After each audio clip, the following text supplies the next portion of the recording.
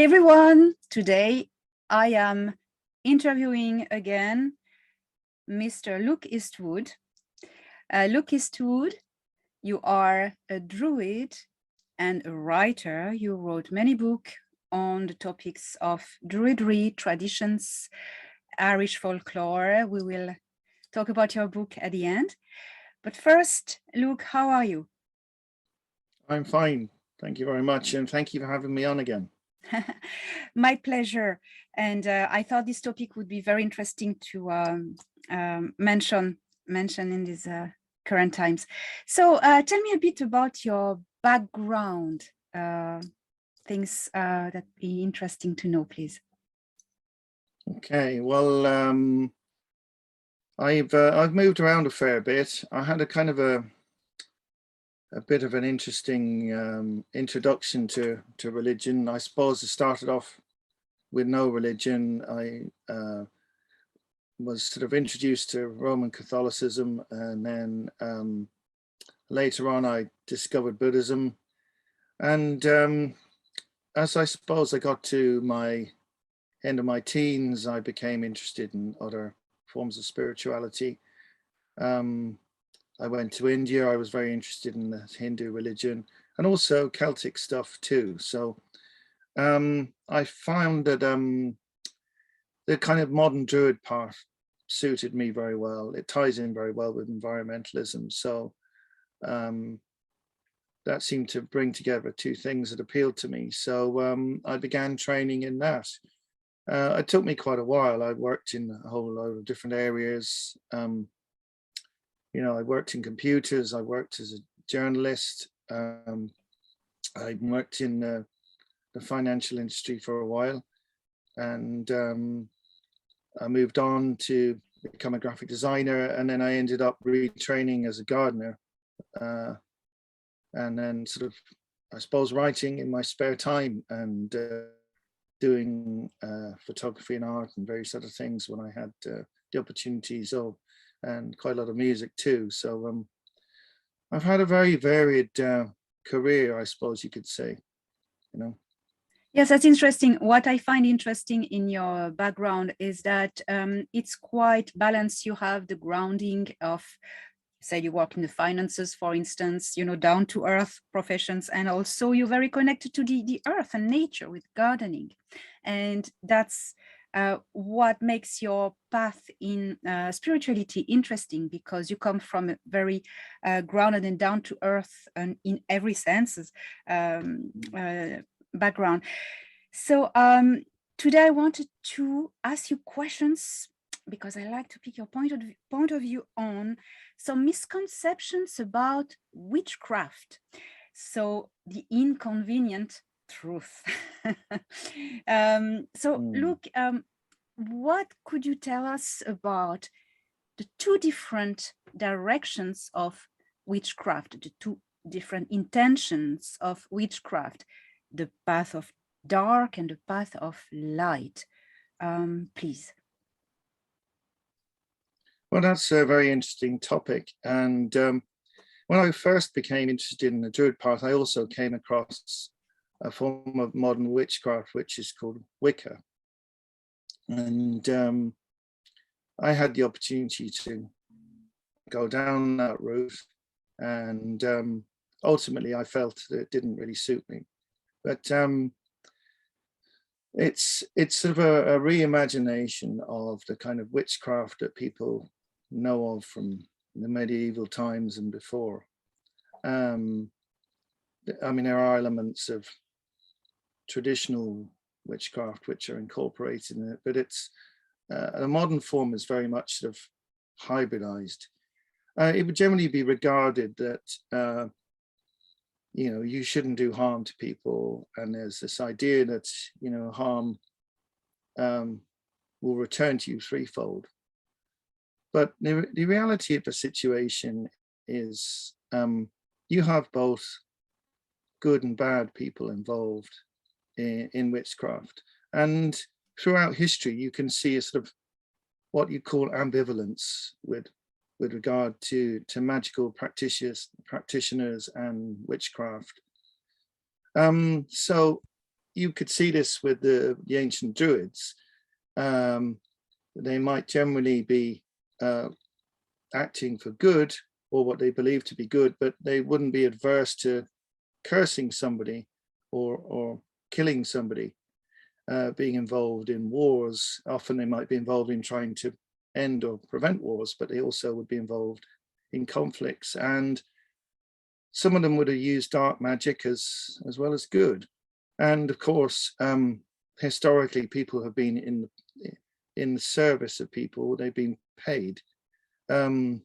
A very famous magician called John Dee worked for Elizabeth I of England, and he's generally regarded as a good magician. But I suppose that might depend on your point of view. People who are enemies of Queen Elizabeth I would have regarded him as negative. And you can see throughout history and throughout folklore as well, the stories of the witch being for hire. Well, a really good example is the story of The Little Mermaid by Hans Christian Andersen, where the sea witch, she will do what people want, but there's always a price to be paid.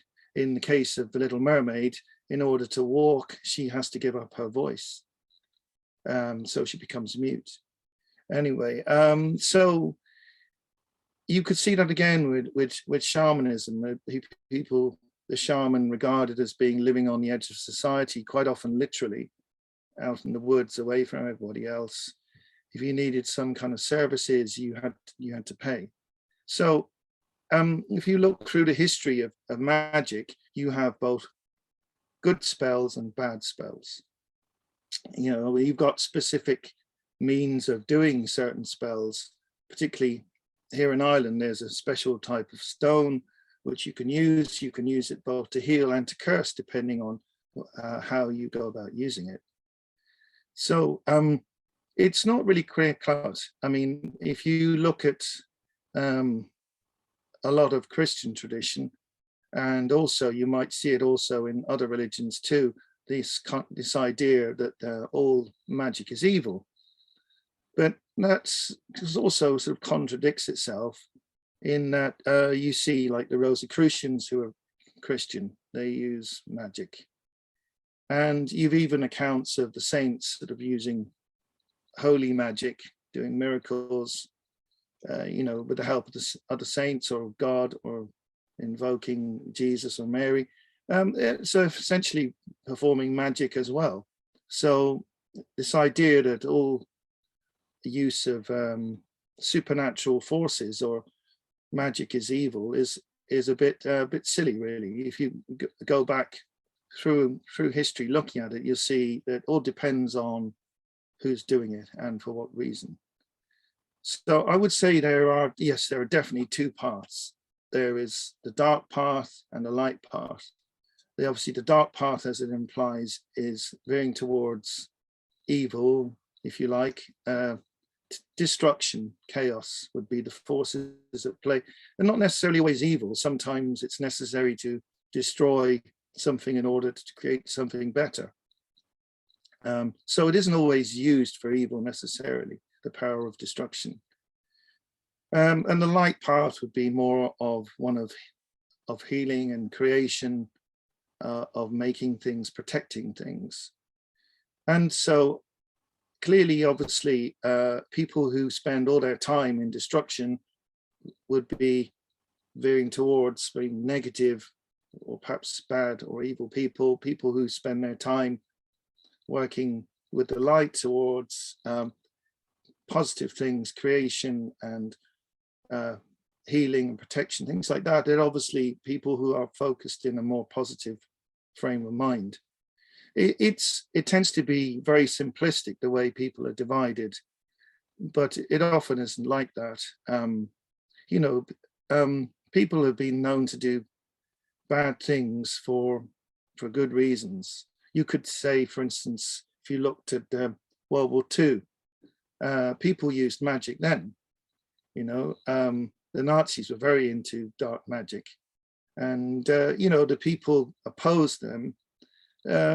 They also used magic, and it would have been maybe quite destructive, but for a good reason, to try and get rid of the Nazis. So it's not really something that you can just split. All, it's not like Star Wars, where it's so obvious that Darth Vader's a baddie, and Obi-Wan Kenobi's great. And the reality of real life is there's a gray area where there's some people that know how to do both good and bad things, and it's a matter of judgment of what is appropriate. But to further complicate matters, you have got people who are very much definitely left-hand path, which is the dark side, if you like, and right-hand path, which is the good side, if you like. And then there's the middle path, which some people follow. And to be honest, I mean, real life is there's bits of dark and light. If you look at the yin yang symbol, the Chinese Tao symbol, you have a bit of black in the white half and a bit of the other way around as well. So the reality of life, it's never completely split half and half. So there is a misconception there. But if you do look at people who follow very strictly one path or the other, they can tend to become quite extreme, almost to the point where they can meet people maybe thinking they're doing good all the time, may end up doing bad things, and they're ending up as bad as the people who are on the left-hand path, who really do spend most of their time doing lots of horrible things. I'd liken it to, if you think of a plant, it cannot live in constant sunlight, it would die, and it cannot live in constant darkness. The balance between light and day is a necessary thing, and the Gnostic thought would be very much around that balance. There being a balance between the light and the dark, between good and evil, and it's the motion of these two forces that makes a creative energy in the universe. Yes, now, the forces of creation and destruction makes the dynamics of life. Yeah. Now, obviously, I would personally be inclined to be more towards the light, because obviously the power of light needs to be stronger than the power of darkness in order for there to be any movement or any real creation. Otherwise, if the darkness was stronger, we just have a universe of destruction and it would ultimately fail.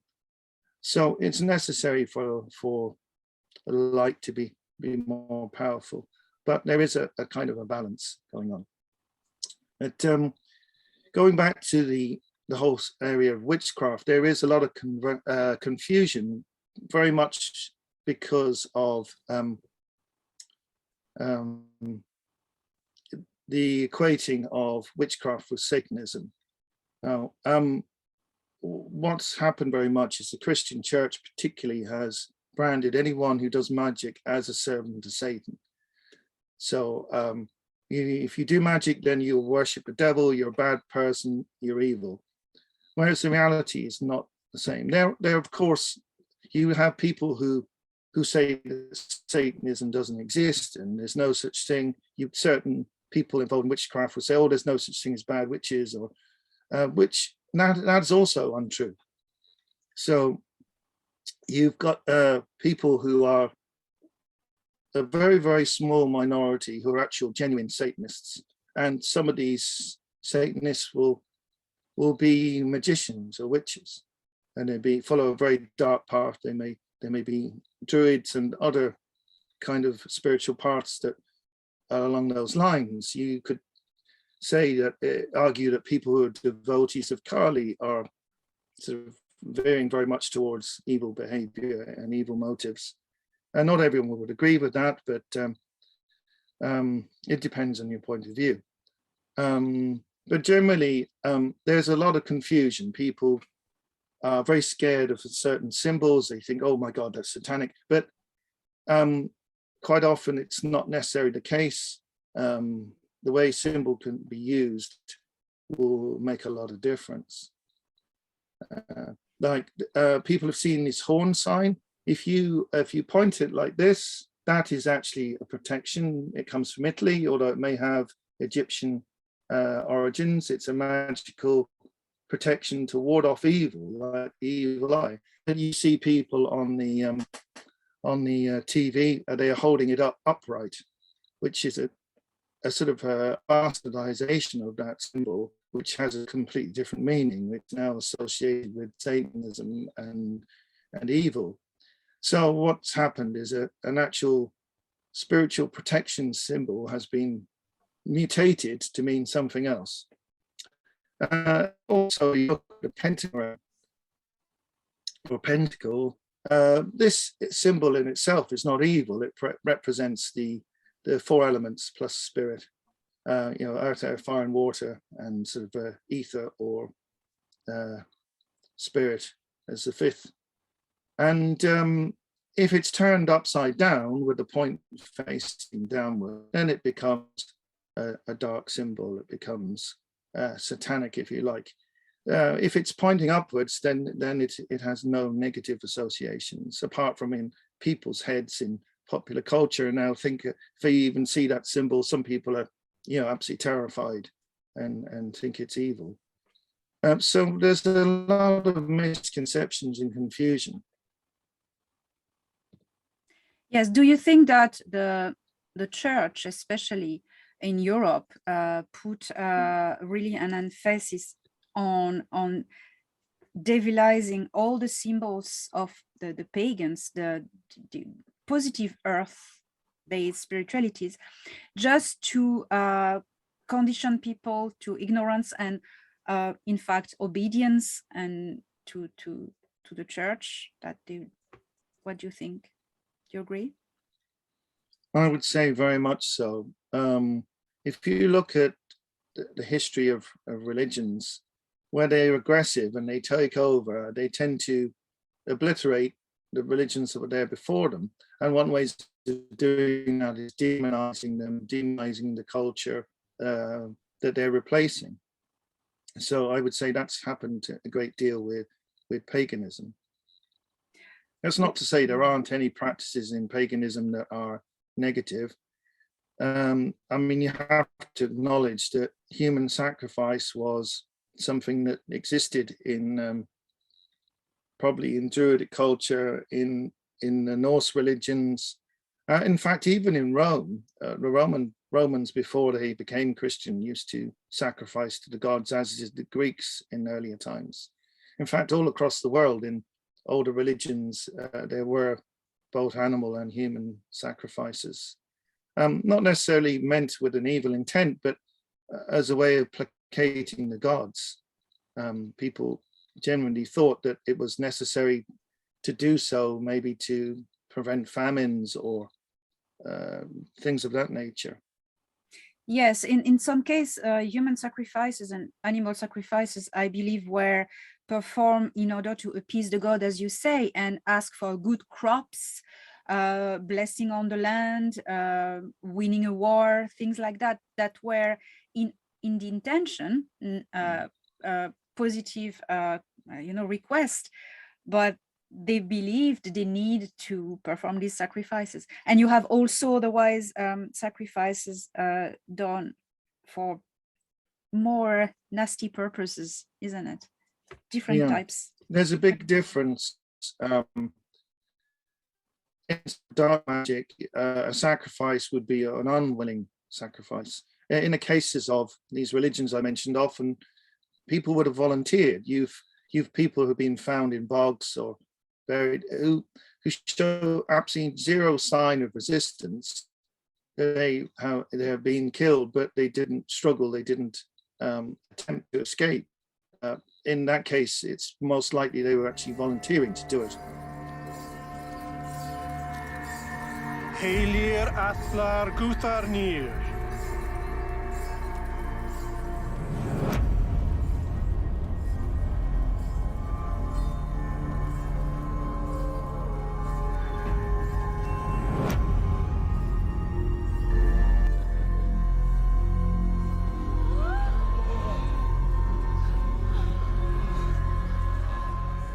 Whereas with satanic sacrifice or some dark magic sacrifice, people's blood or life is taken involuntarily.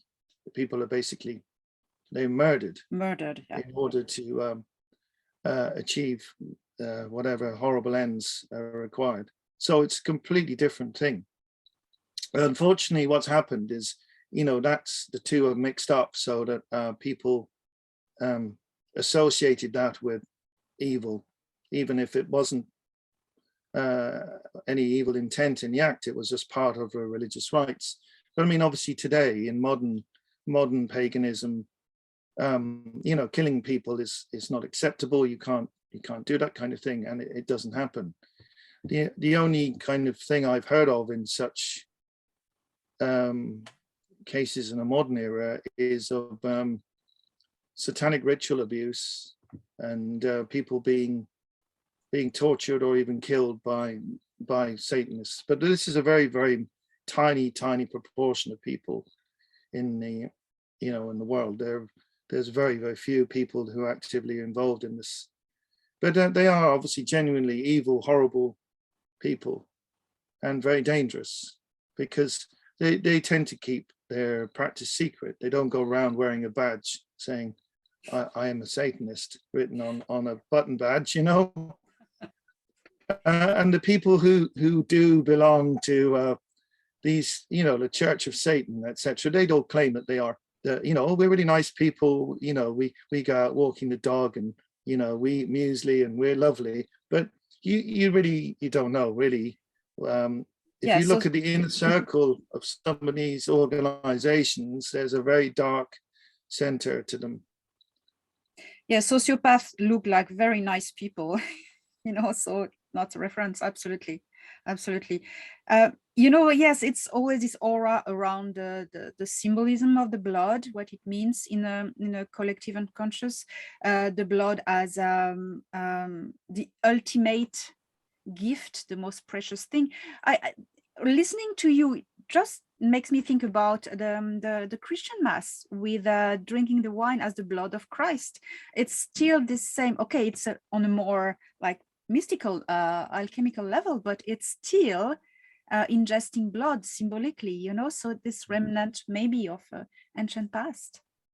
Yeah, well, blood is regarded as very powerful, and in Judaism they regard the blood as carrying the human soul within it. I mean, that's and certain religions, a blood transfusion is not allowed under any circumstances. The blood is sacred, always has been regarded in pretty much all religions. And as you say, in the case of Christianity, it's very symbolic. But it's sort of a, I suppose, the transubstantiation is, the transformation of the body and blood of Christ is regarded as a sort of a literal event, in rather than just of symbolically, that it does have a sort of an actual metaphysical property to it, as opposed to just being a remembrance of Jesus. So that all depends. If you're Catholic, that would be the case. Maybe some other forms of Christianity don't regard it in that way. But blood has always had a very powerful symbolism, and it's been used in both dark and light magic. Of course, the people on the dark side will be using the blood for nefarious purposes to harm people, And there's various books on magic, many of which contain both good and bad magic, especially a grimoire, especially as you know the term from France is would generally be containing very, very negative magic, lots of bad spells. Whereas nowadays modern witches tend not to use that word because of the connotations. They might call their book of spells a book of shadows, which may in many circumstances contain only good spells. It may also contain bad spells, or a mixture of the two. But the thing is, there's always a cost if you want to use negative magic. If you want to use bad magic on people, it can be extremely dangerous. It can backfire nastily, and of course, if you do harm to other people, this idea of karma, you will eventually have to pay for your misdeeds. Can But you, sorry, go on. I have a question. that but doesn't finish, please. necessarily stop people with bad intent from doing these horrible things. They either think they can put off the retribution or payment for what they've done, or they even delude themselves that they can escape from having to pay for doing these horrible things to people. Yeah, my question, well, I know a bit about magic as well, but I'd like you to explain in your words and knowledge the law of return. When you send a spell, be it positive or negative, that there's always a feedback that comes back at you. Can you speak about it, please? Yeah. Well, if you do any kind of magical action towards another person, there is some kind of a trail, an invisible trail, if you like. So people who understand this can actually find this little like a fishing line, you could say, with like a hook that attaches to where it's going.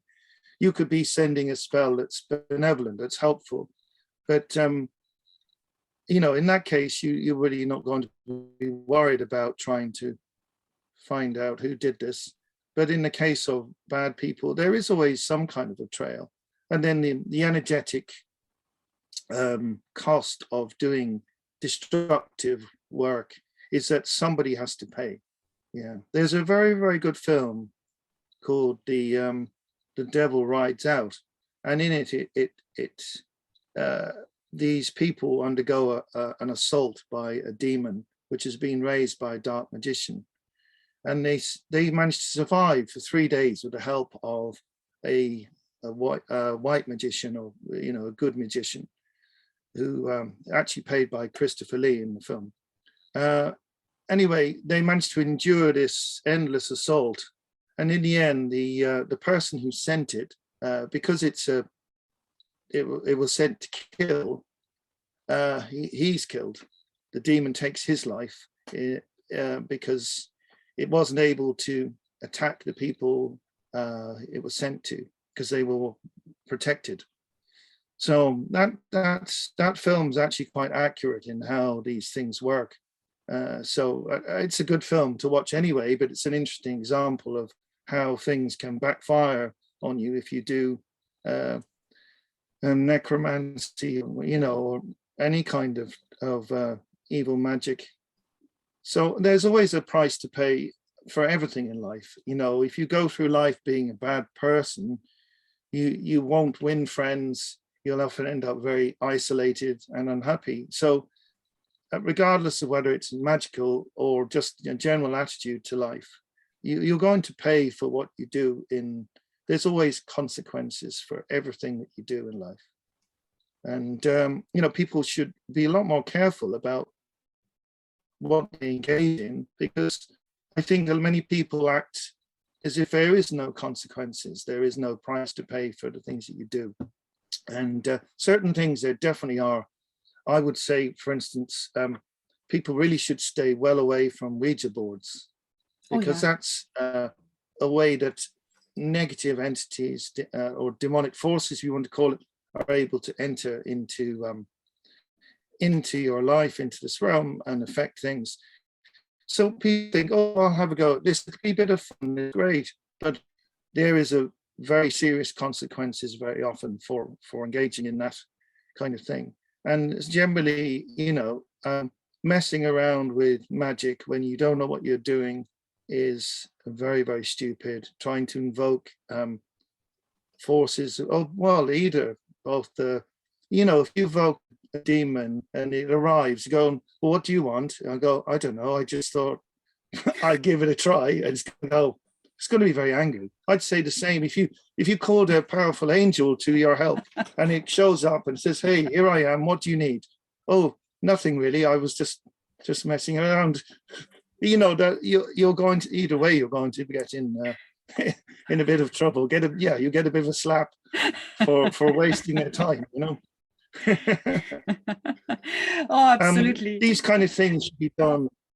They should be done with very serious intent and very, very carefully, and for very good reasons. I mean, myself, I would never even consider invoking any kind of dark entity or demonic force. There's people who believe that they can control them and force them through high magic to do good acts against their will.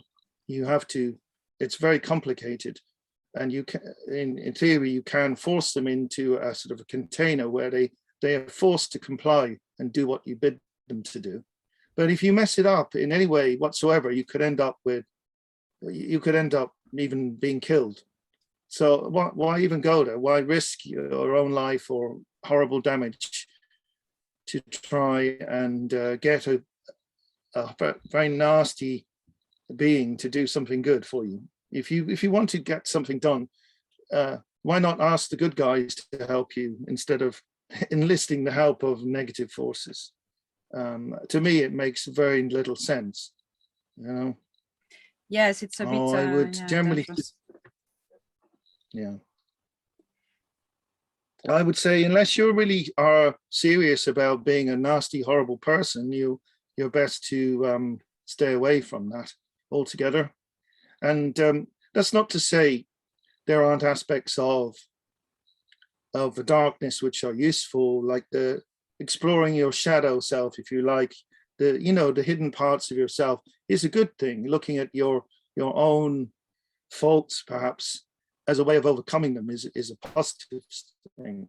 You know, I'm not suggesting people should be, I live in the light all the time, I live in unicorn land and everything's wonderful. The reality of the world, as I said earlier, is there's a mixture of light and dark in everything, and you need to be aware of the good and the bad in the world and also in your own self. It's only through understanding your own shadow that you can master it and become a more complete and whole person. So, I mean, really, people who are serious about magic are looking to master themselves, not to, become some horrible dark magician. And I would think really people who follow that dark path are actually only fooling themselves. For a while, they're only just feeding their own ego, and ultimately it will all go horribly wrong for them in the long run. Yes, you reap what you sow, as we say. Yeah. I'd like to ask you a question. In the Middle Ages, there's been a lot of, the Inquisition, Christian Inquisition in Europe. There are a lot of folklore and history facts, in fact, that clash about what the Inquisition did and about especially the burning of the witches. The folklore says that like thousands of women were burnt at the stake. I think historical facts contradicts this a bit. Could you just talk about this, please? Yeah, I get what you're saying. Well, thousands of women were burned, but often it's touted a figure of 9 million witches were burned. But the vast majority of people killed by the Inquisition weren't actually prosecuted for witchcraft. Most people were actually who were burned were heretics. They were tried for heresy, and a lot of this had to do with the Reformation and Counter-Reformation. So, I mean, the Catholic Church especially loved to burn Protestants as heretics. So there's a bit of confusion there between people being punished for witchcraft and people who are, executed as religious heretics. The more accurate figure is somewhere between 35,000 and 50,000 people across Europe during the Middle Ages, late Middle Ages, into the Renaissance period. But you do have cases of people who were burned. Mostly witches were hanged. That was most common. Oh. And overall, approximately a third of the people were executed for witchcraft were men, and 2/3 were women, generally by hanging. You do have a few cases, like there was a case in Germany where there were 67 women were killed and no men. But it was quite often the case that a mixture of men and women were killed, or individuals were just prosecuted and executed. It was quite a hard thing to actually prove that someone was guilty of witchcraft. So, and then the number of prosecutions were actually relatively low. If you compare it to the actual deaths from heresy, it's very, very small. I'm not excusing it. Obviously, it was a terrible thing. Both the killings for heresy and the killings for witchcraft were an obscenity. But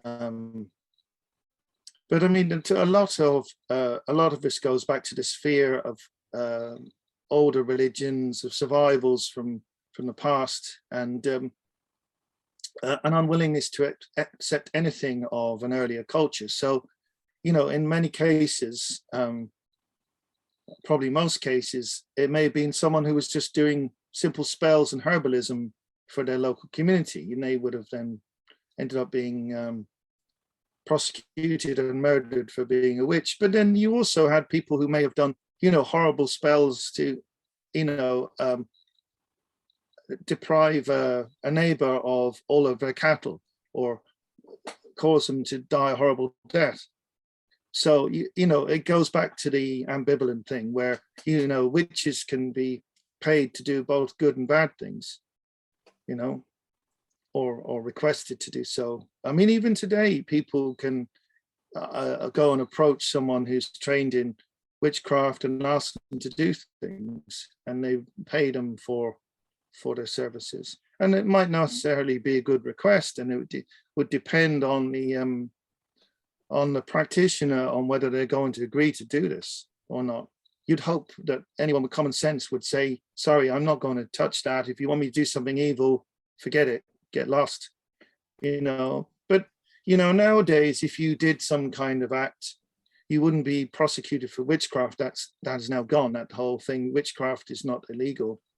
But you could be prosecuted for attempted murder, for instance, you know, instead. People would have suffered, obviously, hugely, being either hanged or burned. And, you know, it was regarded as a serious crime. And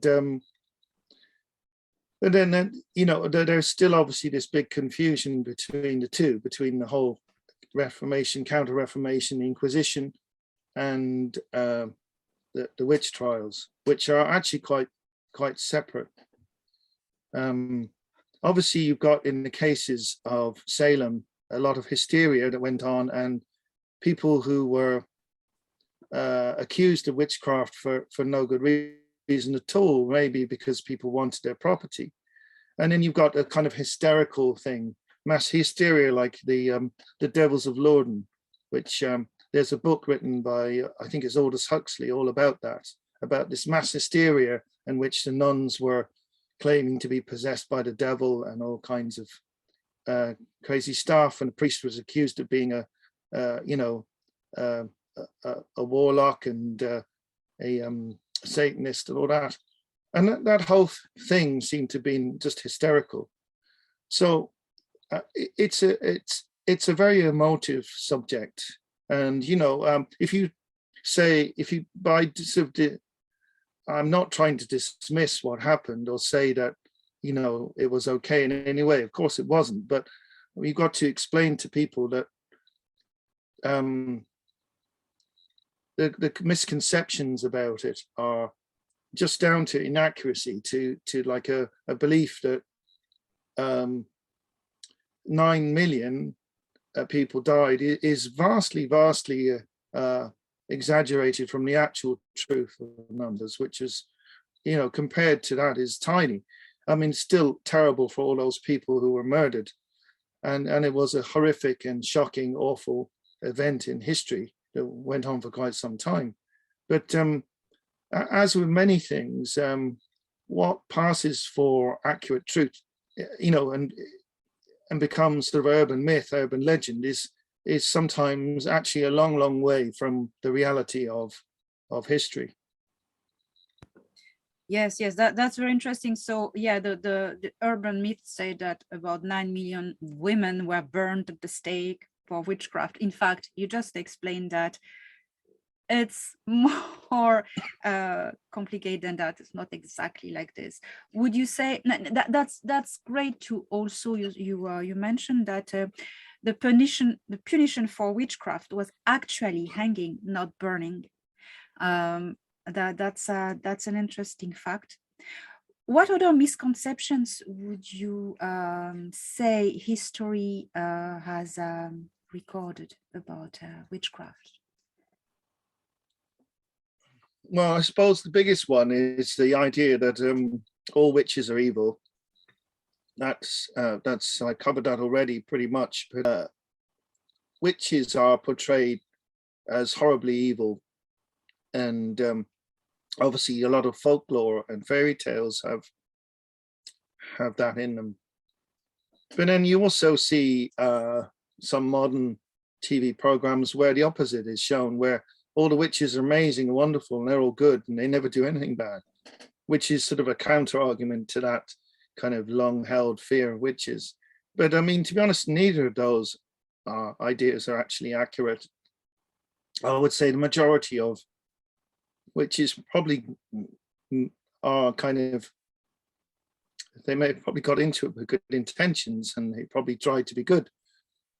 And the number of people who are actually, you know, dark side, the left-hand part, is very, very, very small. But then anybody involved in magic can use it for good or bad, whichever they wish. You would hope that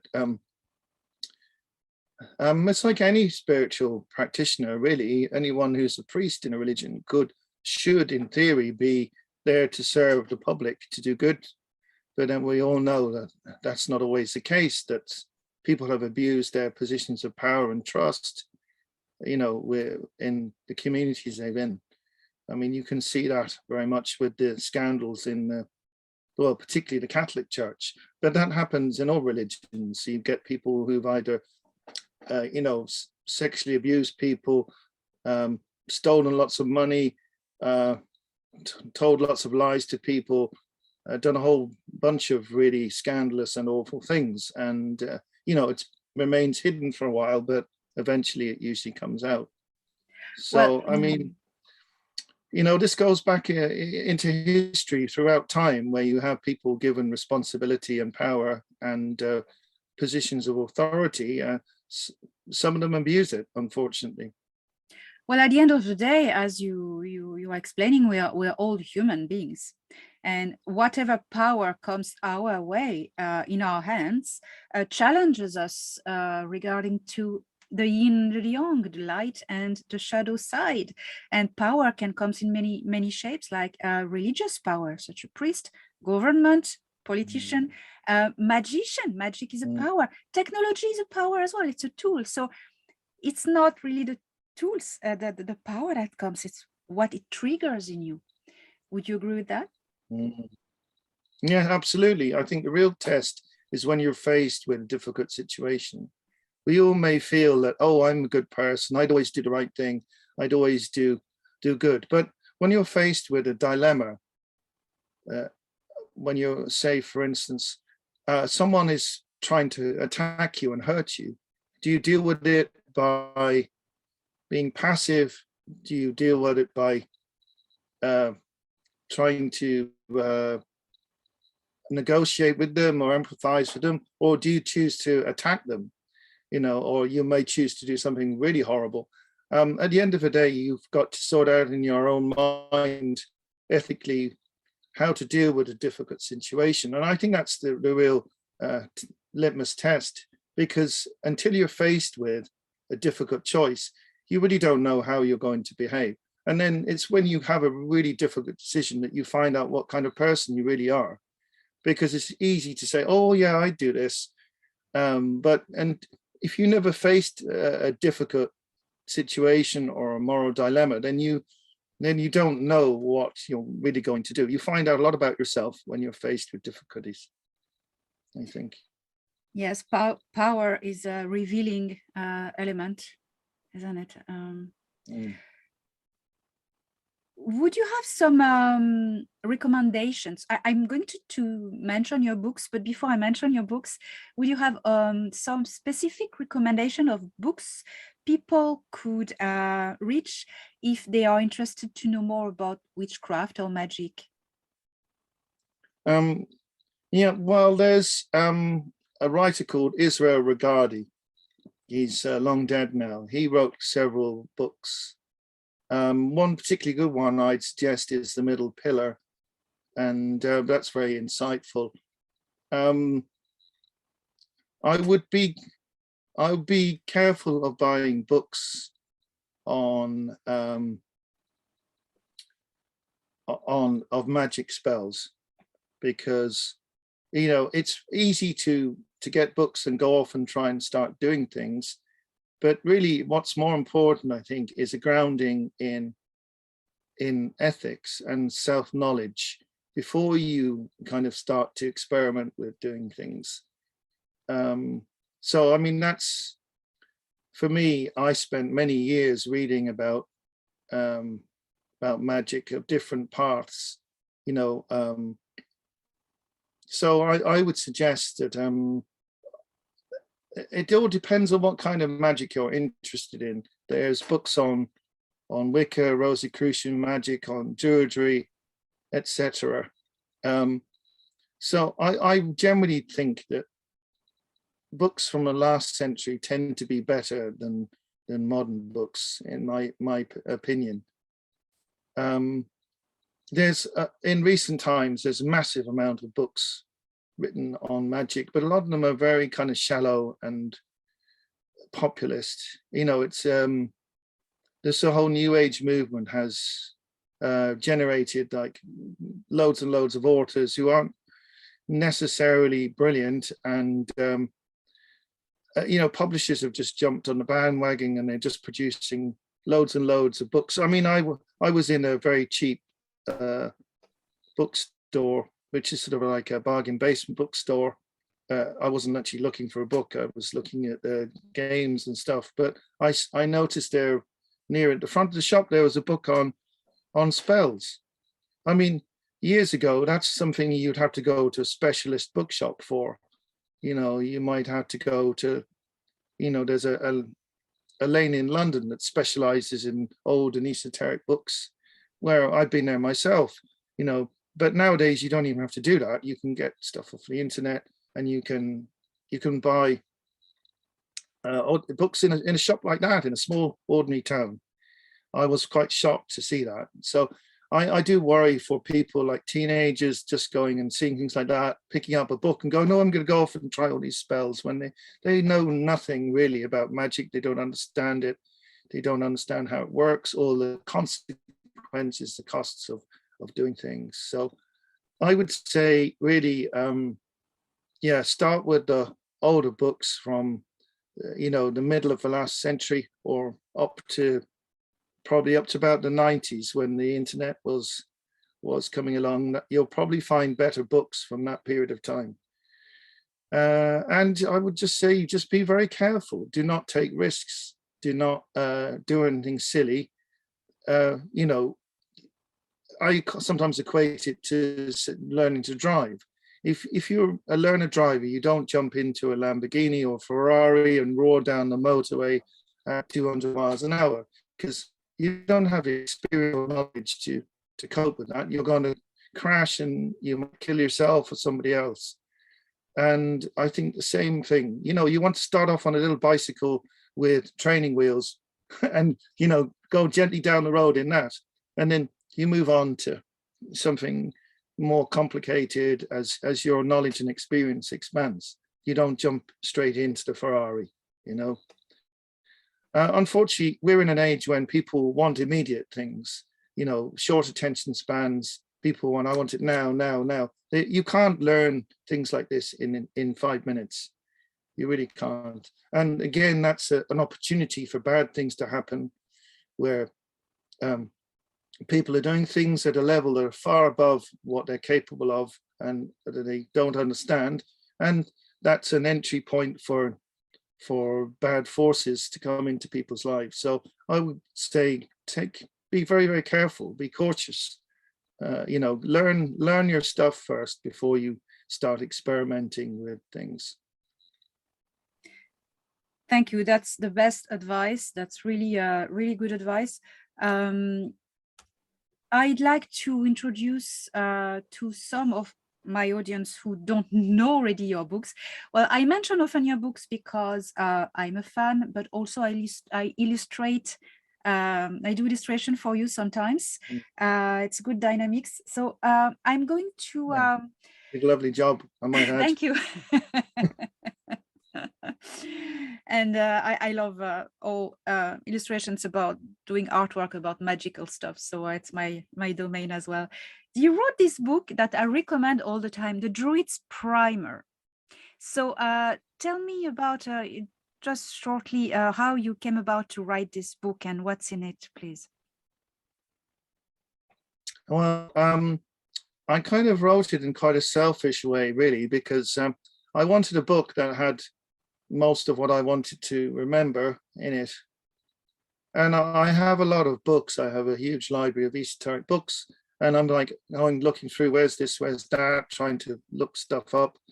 I thought, God, wouldn't it be great to have a book that's got most of important things in that I might want to occasionally look at. And so that's where I got this idea from. So I'm not saying it's the be all and end all of the subject. It's not, but I put in the things I thought were interesting and important, and things that I might look up myself. Like one of the things is I'm quite forgetful about things like Om, which is the Irish magical alphabet. I just flick through and go, oh yes, that's that. And so I've tried to make it a very practical book, which I can actually still use myself when I forget things. Yeah, I find it very practical as a druid myself. You have all the festivals, the dates, the explanations, the spirits and the deities, and the plants are linked with the festivals of nature. It's I think if anyone wants to learn about the cycles of nature, it's not only druidry. That's from a druid perspective, but it's the same cycles of nature. Nature has same cycles for everyone. So I recommend this one, The Druid's Primer. Another book I have from you, and because I illustrated it, it's like follow-up of this one. It's The Druid Garden. So there's my illustrations in it. Yeah, they're really good. You'll find them, people. Well, this one is obviously all about gardening, really, but again, it ties in with sort of the Druid view of the world. And you don't have to be a Druid, but it's we live in a modern society where organic food is has been sort of obliterated. You've got GMO products. You've got massive use of fertilizers that are artificial and pesticides. Modern food that's lovely. Yeah, modern food is polluted with glyphosate and all kinds of horrible, nasty things. It's no wonder that, people eat terrible food now, industrialized food, and rates of cancer have gone up enormously. And I think a lot of it's down to diet. And gardening in the old-fashioned way can be very productive, and also you get much better food. And obviously in times now where we've got this inflation and everything, being able to grow your own food is actually a really good idea, because the cost of food is going up all the time.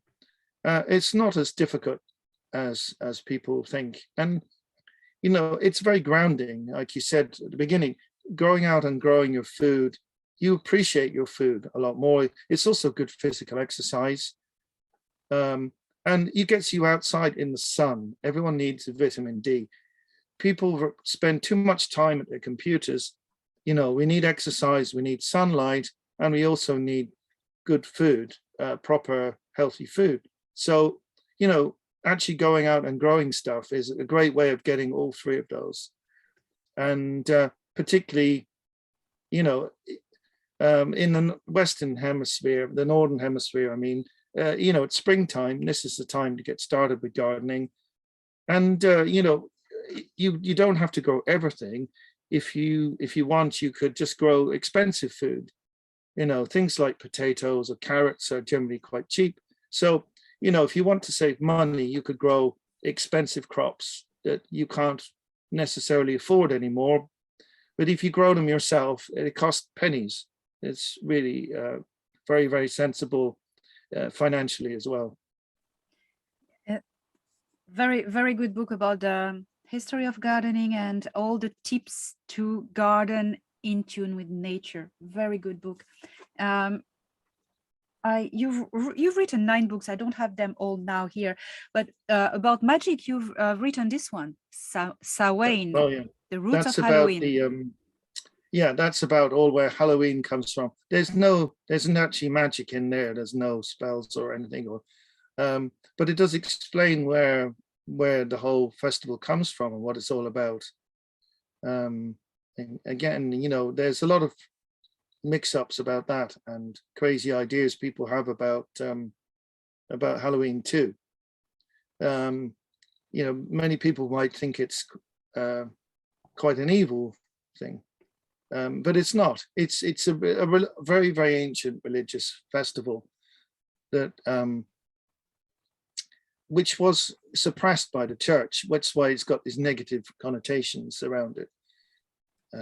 You know, that's why you have All Souls Day and All Saints Day plunked right on top of that festival in order to try and get people to stop celebrating it. But, you know, it didn't work. The church were unable to get rid of it. So we've just had to sort of tolerate its existence.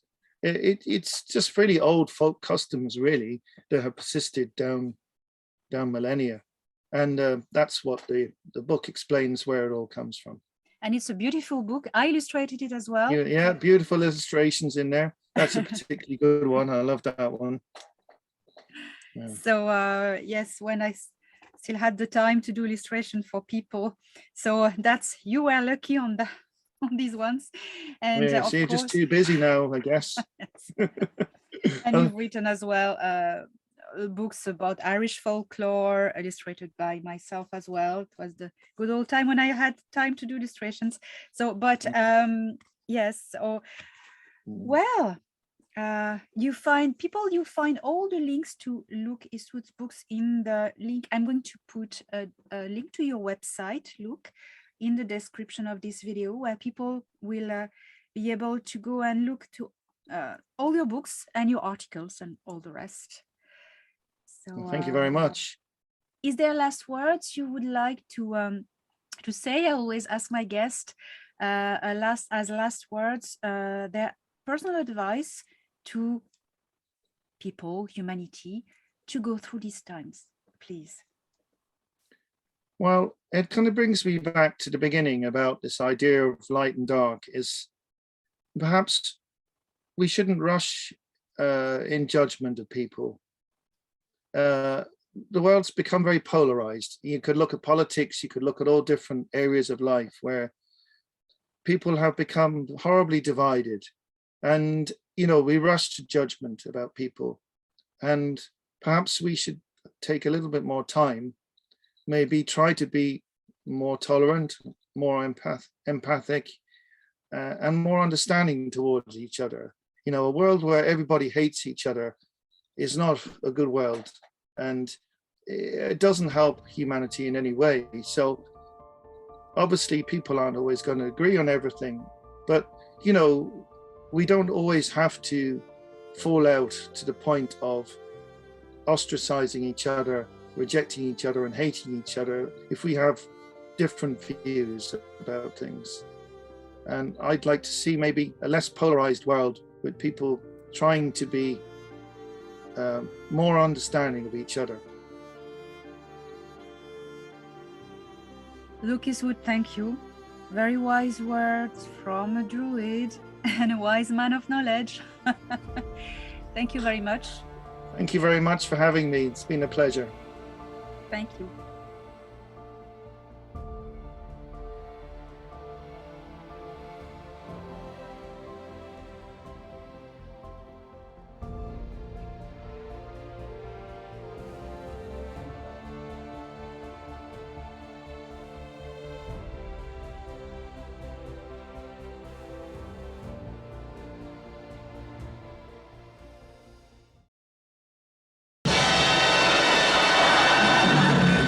Nobody expects the Spanish Inquisition.